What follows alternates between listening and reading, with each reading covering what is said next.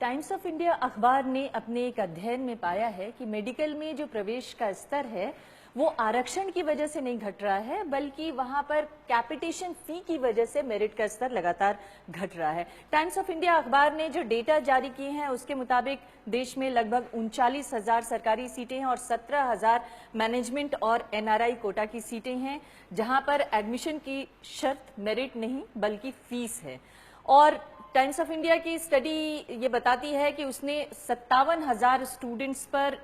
409 colleges में 57,000 students पर study किया, जिसमें ये बताया गया कि नीट का जो एवरेज स्कोर था वो सरकारी कॉलेजेस का स्कोर था 448 और प्राइवेट कॉलेजेस का जो एवरेज स्कोर था वो 308 था। और अगर एससी स्टूडेंट्स यानी शेड्यूल कास्ट स्टूडेंट्स का जो एवरेज स्कोर देखा जाए तो सरकारी कॉलेजेस में शेड्यूल कास्ट स्टूडेंट का जो स्कोर था वो 398 था और अगर सभी कॉलेजेस में शेड्यूल कास्ट स्टूडेंट्स का स्कोर देखा जाए तो 367 था, जो ओवरऑल एवरेज था। लेकिन इस अगर आंकड़े को का ठीक तरीके से अध्ययन किया जाए तो ये स्पष्ट होता है कि ये जो शेड्यूल कास्ट के स्टूडेंट्स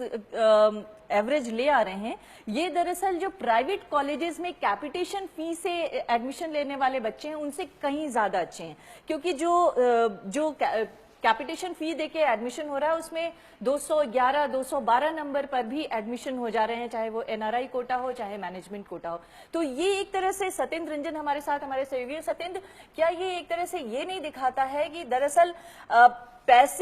पैसे वालों को सीटें बेचने की वजह से जो मेरिट है और जो गुणवत्ता है मेडिकल की पढ़ाई की वो घट रही है, ना कि आरक्षण इसकी वजह? ये स्टडी आरक्षण के खिलाफ जो पूरा डिस्कोर्स पिछले डिकेड्स में डेवलप किया गया है उसको पंक्चर करता है,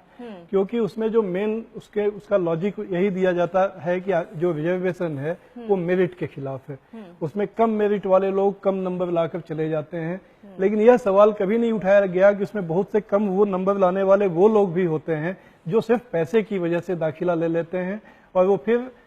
वो इंजीनियर, अभी ये तो डॉक्टर्स के लिए है मेडिकल कॉलेजेस के लिए, लेकिन यह बात इंजीनियरिंग कॉलेज पे भी लागू होगी कि वो इस तरह के जो टेक्निकल पढ़ाई है उसमें उनको दाखिला मिल जाता है। तो यह जो सवाल इतने समय से ये बात बार बार, मेरिट अपने आप में एक डिबेटेबल टॉपिक है, उस पर हम लोग अलग से बात कर सकते हैं, लेकिन अगर मेरिट को एक्सेप्ट भी कर लिया जाए जिस मेरिट की बात की जाती है तो ये स्टडी उस पूरे डिस्कोर्स को पंक्चर कर देती है कि रिजर्वेशन जो है वो एंटी मेरिट है। जी, हमने तो यहाँ तक देखा कि अगर एनआरआई या मैनेजमेंट कोटे में 211, 212 नंबर आ रहे हैं और 19 लाख या 20 लाख आप फीस दे रहे हैं तो आपका एडमिशन आसानी से हो जा रहा है, तो फिर मेरिट कहाँ पर डाइल्यूट हो रही है? ये तो अमीर लोग साफ बता सकते हैं। इसके लिए किसी तर्क की जरूरत नहीं है और किसी आईने की भी जरूरत नहीं है, आईना उनका मेरिट खुद बता रहा है। लेकिन बात यह है कि जब ये सारी चीजें हो रही हैं तब भी आरक्षण को इतना बड़ा मुद्दा बनाया जाता है, वो मुद्दा कैपिटेशन फी को लेके क्यों नहीं बनाया जाता? इसलिए नहीं बनाया जाता है कि इसमें जो लोग ये मुद्दा बनाते हैं उनका वेस्टेड इंटरेस्ट इसमें है। जो समाज का जो तबका जो बहुत पहले से प्रिविलेज्ड क्लास है वो अपने प्रिविलेज को ये जो सिस्टम है वो उसके प्रिविलेज को बरकरार रखने में सहायक है। उनके पास पैसा है और वो पैसा भी भारत में किस तरह से, अगर उसका एक सोशियोलॉजिकल स्टडी की जाएगी तो ये देखा जा सकता है कि वो पैसा भी एक खास तरह के खास बैकग्राउंड से आए हुए लोगों के पास ही होता है। तो वो अपने बच्चों को, जो बच्चे तमाम कंपटीशन में फेल हो जाते हैं, उनको पैसे देकर वो इंजीनियर और डॉक्टर बना लेते हैं। मतलब जो पढ़ाई है वो दरअसल सामाजिक आर्थिक हैसियत से तय हो रही है, खासतौर से इस तरह की जो टेक्निकल पढ़ाइयां हैं, चाहे वो मेडिकल हो या इंजीनियरिंग हो, वहां पर आपकी सामाजिक आर्थिक हैसियत अगर अच्छी है तो आप कम नंबर ले आकर भी पढ़ाई कर सकते हैं। बस उसके लिए ये दोष देना कि आरक्षण की वजह से किसी अच्छे मेरिट वाले को एडमिशन नहीं मिला, ये गलत कहा जाएगा। अब यह तो आईआईटी ने खुद अभी कुछ साल पहले अपने सिलेक्टेड कैंडिडेट्स का स्टडी किया था, उसमें ये बात सामने आई थी कि उनके यहाँ जो लोग सिलेक्टेड होते हैं वो कुछ खास शहरों से, ऐसे फैमिलीज से जो प्रोफेशनल,